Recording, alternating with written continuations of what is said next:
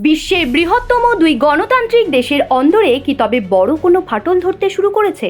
যে সময়ে ভারত এবং আমেরিকার বন্ধুত্ব এক অনন্য উচ্চতায় পৌঁছানোর কথা, ঠিক সেই মুহূর্তেই ওয়াশিংটন থেকে আসা একটি বিস্ফোরক রিপোর্ট আন্তর্জাতিক মহলে রীতিমতো তোলপাড় সৃষ্টি করেছে।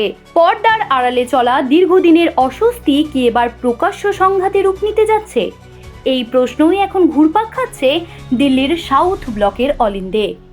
ঘটনার সূত্রপাত হয়েছে আমেরিকার আন্তর্জাতিক ধর্মীয় স্বাধীনতা বিষয়ক কমিশন বা ইউএসসিআইআরএফ এর 2026 সালের বার্ষিক রিপোর্টকে কেন্দ্র করে। এই রিপোর্টে দাবি করা হয়েছে যে ভারতে ধর্মীয় সংখ্যালঘুদের ওপর পরিকল্পিতভাবে আক্রমণ চালানো হচ্ছে এবং নাগরিকদের ধর্মীয় স্বাধীনতায় ক্রমাগত হস্তক্ষেপ করা হচ্ছে।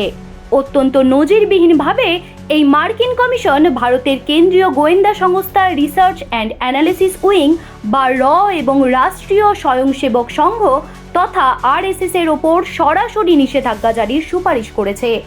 মার্কিন এই সংস্থাটি ভারতকে বিশেষ উদ্বেগের দেশ হিসেবে তালিকাভুক্ত করার পাশাপাশি দাবি করেছে যে 2025 সাল থেকে দেশটিতে ধর্মীয় স্বাধীনতার মানদণ্ড দ্রুত নিচের দিকে নামছে।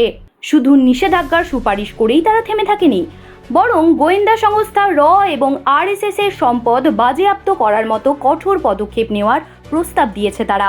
এই রিপোর্ট সামনে আসার পর থেকেই বিশ্ব রাজনীতিতে ভারতের ভাবমূর্তি নিয়ে এক নতুন বিতর্ক শুরু হয়েছে।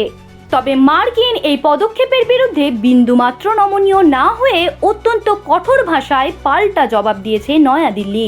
ভারতের বিদেশ মন্ত্রক স্পষ্ট জানিয়ে দিয়েছে যে এই রিপোর্ট সম্পূর্ণভাবে পক্ষপাতদুষ্ট এবং ভ্রান্ত তথ্যের উপর ভিত্তি করে তৈরি করা হয়েছে।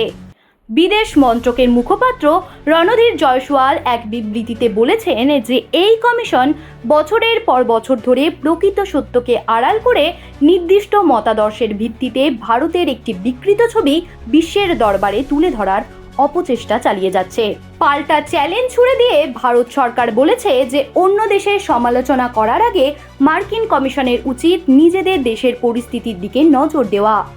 বিশেষ করে আমেরিকায় হিন্দু মন্দিরগুলোর ওপর বারবার হামলা এবং সেখানে বসবাসকারী ভারতীয় বংশোদ্ভূতদের ওপর ক্রমবর্ধমান অসহিষ্ণুতা ও হেনস্থার ঘটনাগুলো কেন তাদের নজরে আসছে না, সেই প্রশ্নও তুলেছে নয়াদিল্লি।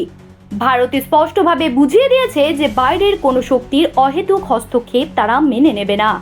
অর্থাৎ পরিশেষে বলা যায়, একদিকে মার্কিন কমিশনের এই বিতর্কিত সুপারিশ এবং অন্যদিকে ভারতের এই দৃঢ় অবস্থান দুই দেশের কূটনৈতিক সম্পর্কের রসায়নকে এক কঠিন পরীক্ষার মুখে দাঁড় করিয়ে দিয়েছে।